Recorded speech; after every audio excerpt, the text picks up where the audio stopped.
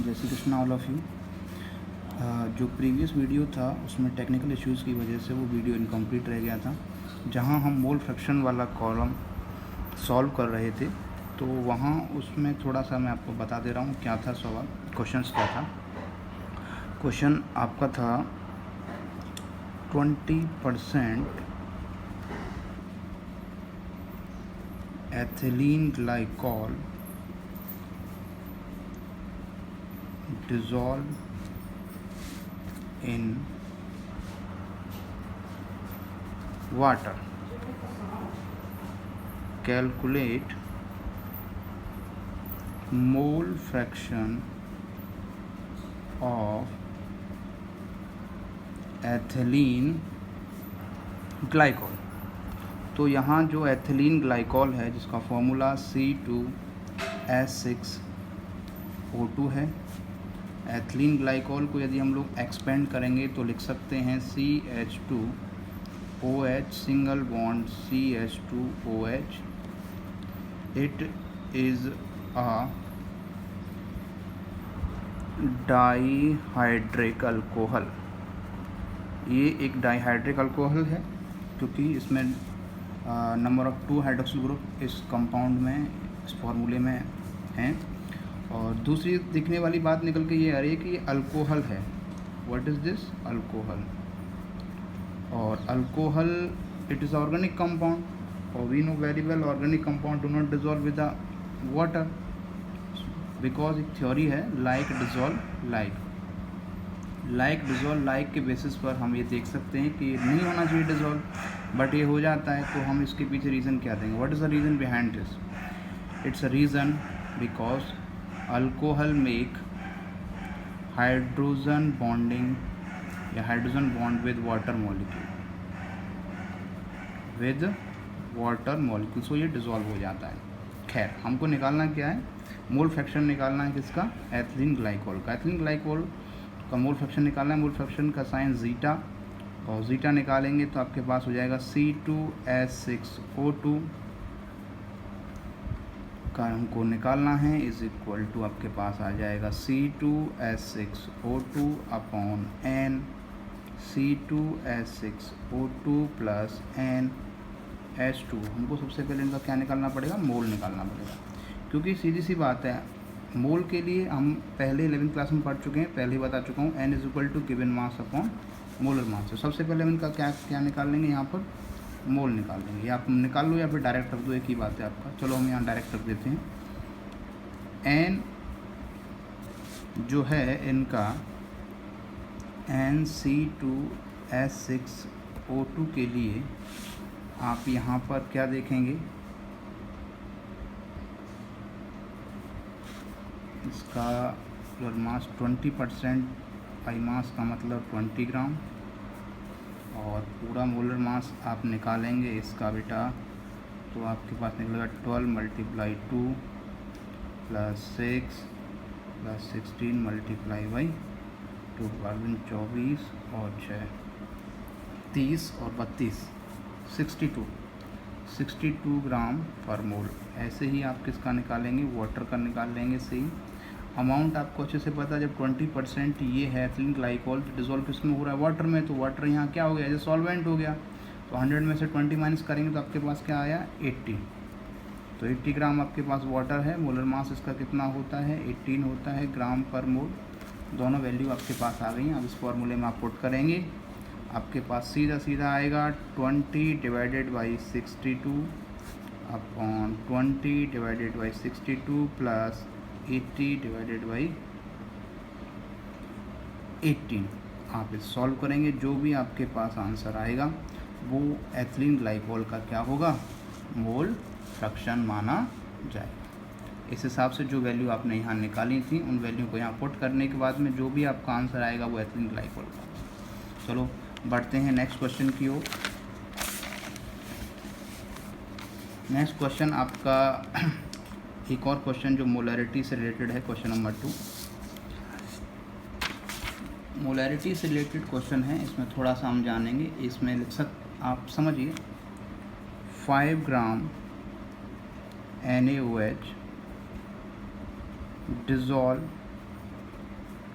and make a 450 ml of solution. What is the molarity of solution? इसकी molarity पूछी है solution की, तो किस तरीके से निकालेंगे? इसके लिए आपने फॉर्मूला पढ़ा था, molarity is equal to number of moles of solute volume in litre. इसको एक्सपेंड करेंगे फॉर्मूले को, तो हमारे पास क्या बनेगा? Molarity is equal to W upon M, मतलब mass upon molar mass into volume in litre.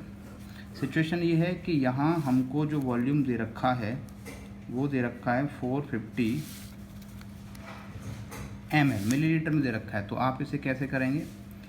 Molarity is equal to W upon M, मतलब molar mass into volume in ml। Change करने के लिए क्या करेंगे? 1000 का डिवाइड करेंगे, ये ऊपर आ जाएगा। तो आपके पास जो फाइनल फार्मूला बनेगा W into 1000 and molar mass into volume in ml।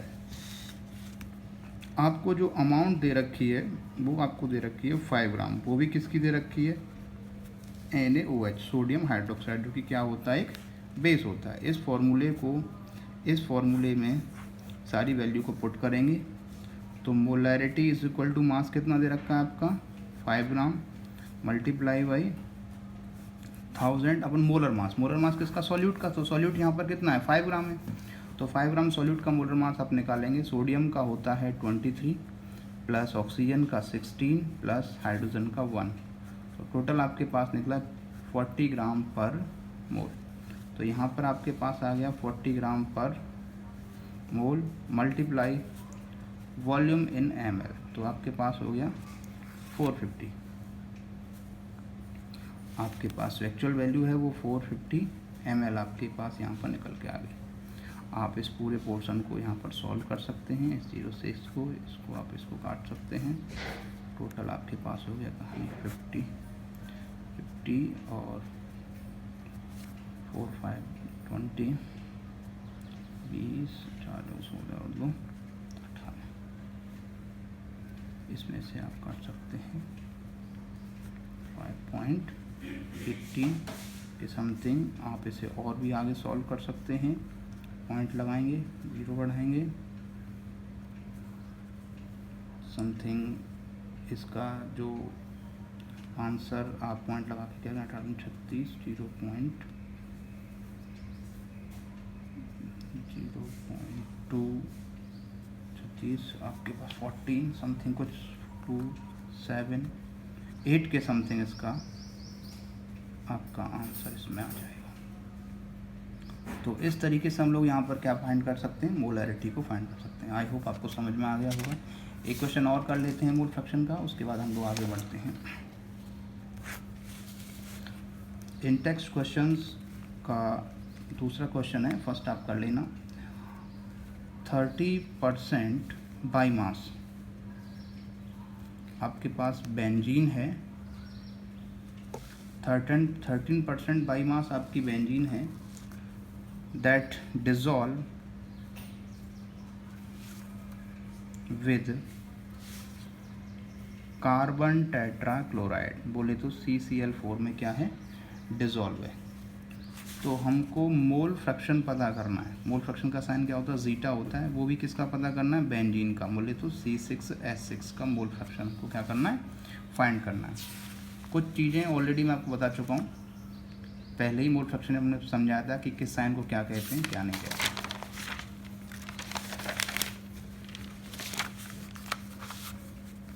आगे देखिए, तो हमारे पास कौन कौन सी चीज़ें अवेलेबल हैं।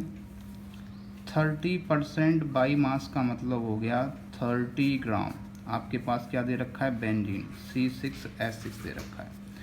तो C6H6 जो है वो एज ए सॉल्यूट है, जो कि डिज़ोल्व हो रहा है किसमें? कार्बन टेट्रा क्लोराइड में। तो 30% ये है, तो 70% क्या होगा आपके पास में?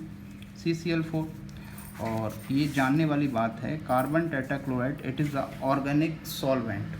ये क्या है? ये आपका ऑर्गेनिक सॉल्वेंट है।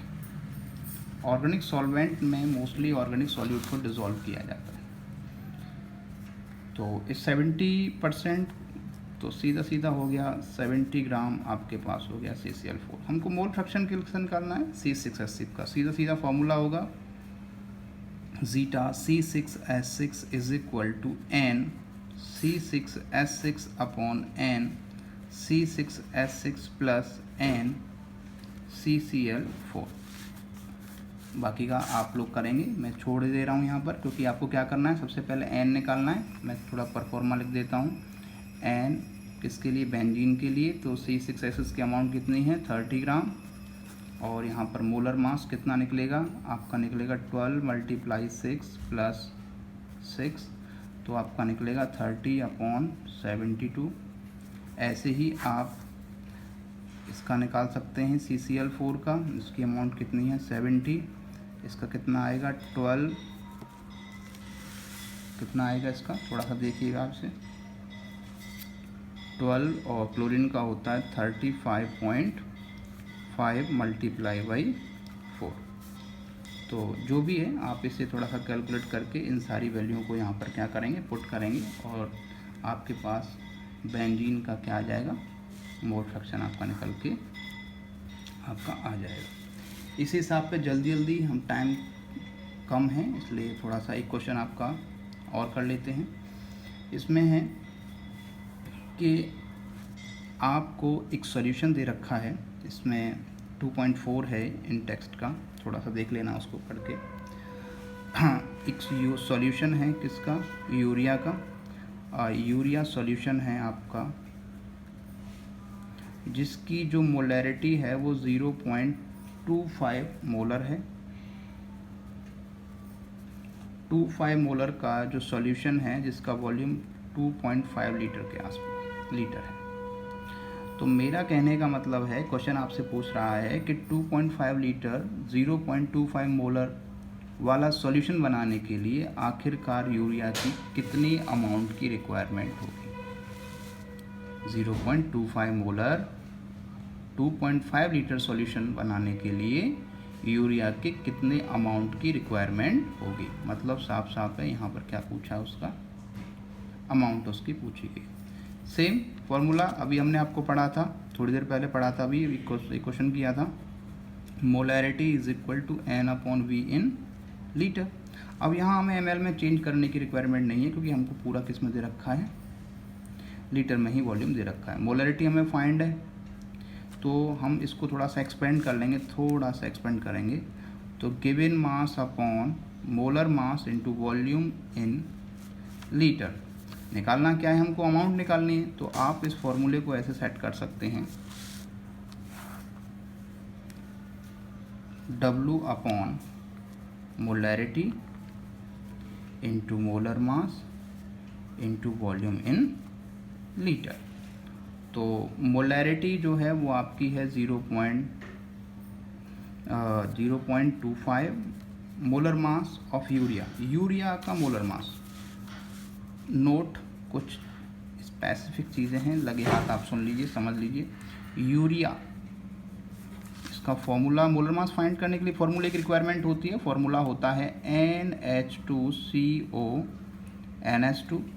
Listen carefully, it is a organic compound, it is a organic compound. और इंटरेस्टिंग बात ये है, it is a first organic compound that synthesized in the laboratory by the Frederick Wohler, because a specific theory is given by Mr. Berzelius, then we call vital force theory. According to this theory, every organic substance we can obtain from living beings, we can't synthesize in the laboratory from non-living things.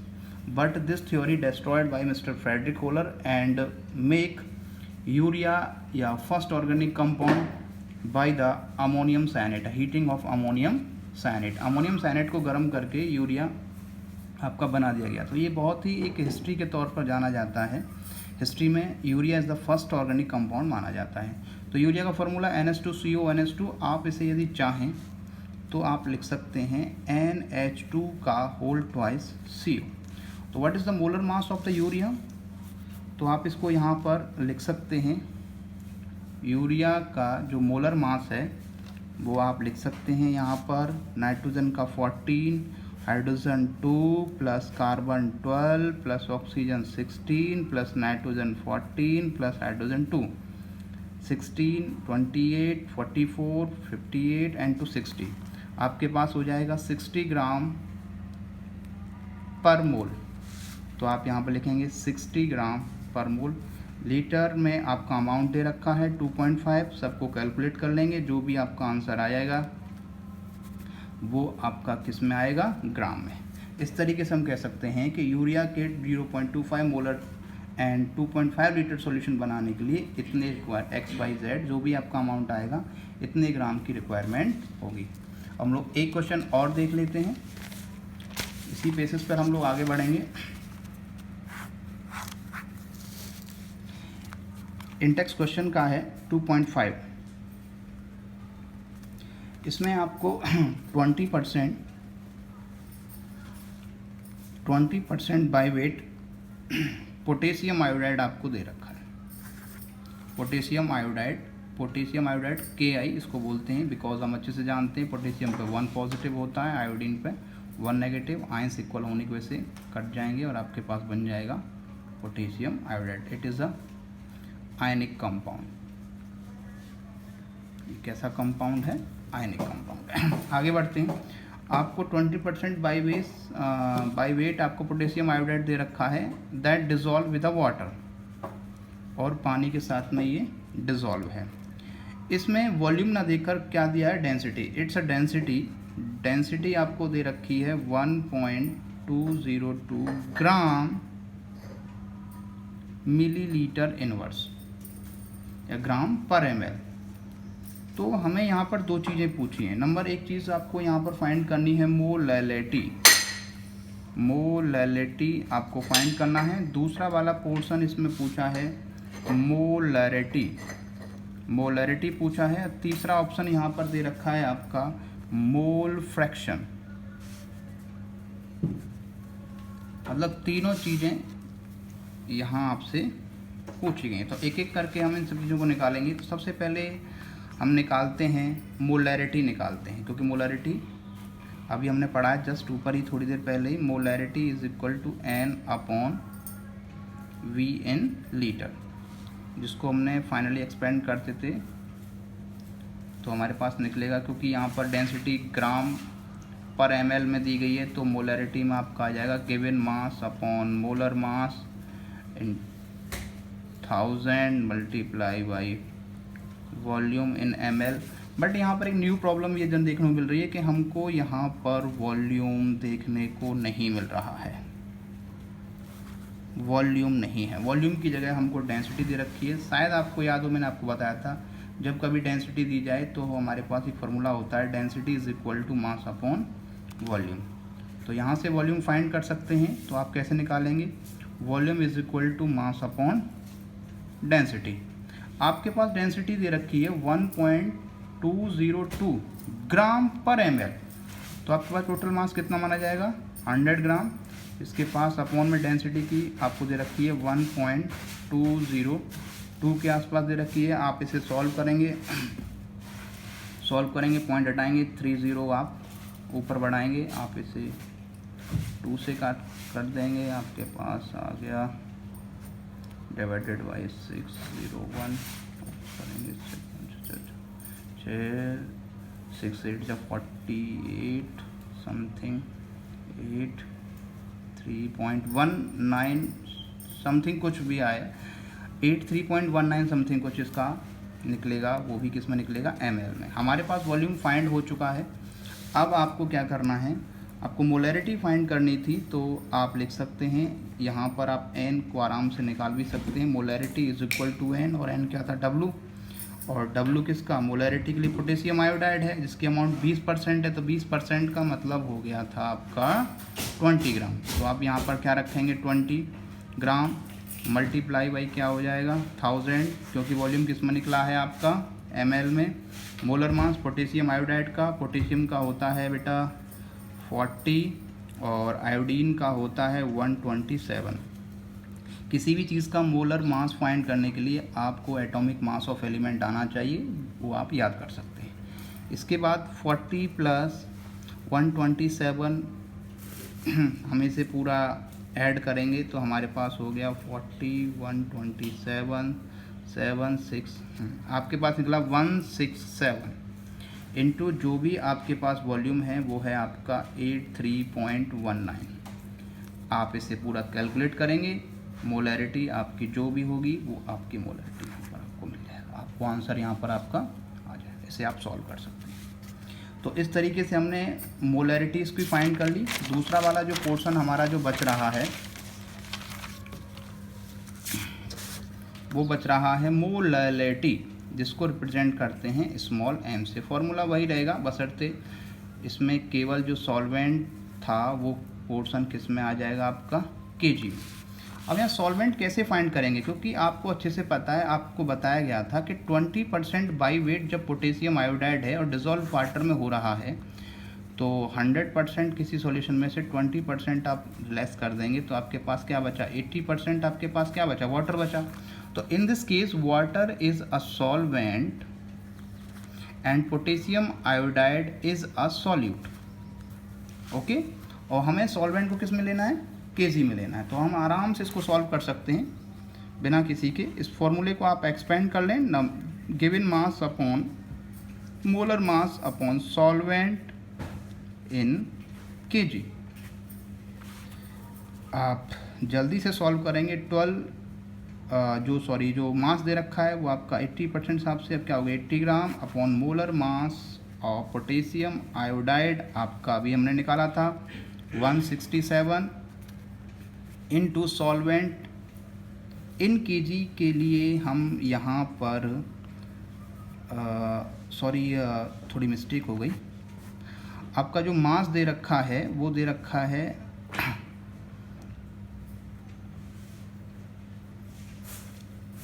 20 ग्राम, और 20 ग्राम आपका मास दे रखा है potassium iodide का, और solvent in KG, और solvent 167 और solvent in KG आपका कितना है 80 है। तो यहाँ मल्टीप्लाई क्या हो जाएगा 1000 का, क्योंकि मैं आपको पहले ही बता चुका हूँ कि जब आपके पास में molality is equal to n into solvent in KG है, और इसको चाहो तो आप लिख सकते हैं n अपॉन सॉल्वेंट इन ग्राम में है तो डिवाइड बाई क्या कर देंगे 1000। तो यह कहाँ जाएगा आपका ऊपर, तो इसलिए आपके पास कहाँ पहुँच गया है, ऊपर पहुँच गया है। तो मोलैलिटी के लिए हमारे पास ये फॉर्मूला आपके पास जनरेट हो जाएगा। मैं इसे दोबारा लिख देता हूँ। मोलैलिटी फाइंड करने के लिए amount of potassium iodide 20 gram, molar mass of potassium iodide 160 ग्राम पर मोल इंटू 1000 इंटू 80 ग्राम आपका यहाँ पे क्या है, आपका सॉल्वेंट है। आप इसे सॉल्व करेंगे, जो भी आपके पास निकलेगा क्या निकल के आ जाएगी इसकी मोलैलिटी। अब इसका जो केवल थर्ड पोर्शन बचा है सी वाला पोर्शन, जिसमें आपको पता करना था मोल फ्रैक्शन। क्या मालूम करना था, मोल फ्रैक्शन। मोल फ्रैक्शन के लिए आपके पास दो कंपोनेंट हो गए जो हमको पता चल गया। एक कंपोनेंट आपका पोटेशियम आयोडाइड जो कि 20% था Ki, और जो दूसरा कंपोनेंट आपके पास जो किस में डिज़ोल्व है वाटर में, वो कितना परसेंट है आपका 80%। तो इस हिसाब से हम कह सकते हैं ये 20 ग्राम और ये आपका 80 ग्राम। फॉर्मूला मोल फ्रैक्शन का जीटा किसका, पोटेशियम आयोडाइड, तो साफ साफ लिखेंगे n potassium iodide upon n potassium iodide plus n H2O। Same system, पहले n निकाल लेंगे। n कितना निकला 20 डिवाइडेड बाई 167, और n H2O आप निकालेंगे 80 डिवाइडेड बाई 18। इस तरीके से आप निकाल सकते हैं। तो वैल्यू पुट करेंगे 20 167 divided by 20 167 plus 80 divided by 20। इस हिसाब से यहाँ पर आपका पोटेशियम आयोडाइड का मोल फ्रैक्शन आपको देखने को मिल जाएगा। हमने यहाँ पर डिस्कस किया मोलैरिटी, मोलालिटी, मोल फ्रैक्शन और मोल किस तरीके से फाइंड करते हैं। आपके पास एक टॉपिक और रह जाता है, वो आपका नॉर्मेलिटी का है। तो नॉर्मेलिटी का ज़्यादा तो नहीं है, 11th क्लास में पढ़ते हैं, लेकिन नॉर्मेलिटी से रिलेटेड कुछ नॉर्मल सॉल्यूशन आपके बनते हैं प्रैक्टिकल के टाइम में, तभी उस समय उसकी रिक्वायरमेंट होती है। फिर भी हम नॉर्मेलिटी के बारे में आपको फॉर्मूला तो हम लोग एक्सप्लेन कर चुके हैं और एक न्यूमेरिकल आपको और बता दिया जाएगा, ठीक है, जो कि आगे के वीडियो में आपको बता दिया जाएगा और 1 या 2 न्यूमेरिकल के ज़रिए आपको नॉर्मेलिटी को आपको समझा दिया जाएगा। इसके लिए आप हमेशा अलर्ट रहें और अलर्ट के लिए आप चैनल को सब्सक्राइब करेंगे तो नेक्स्ट आगे आने वाले वीडियो आपको तुरंत आपकी नोटिफिकेशन आपको मिल जाएगा, जिससे आप उसे देख सकते हैं। ओके, जय श्री कृष्ण।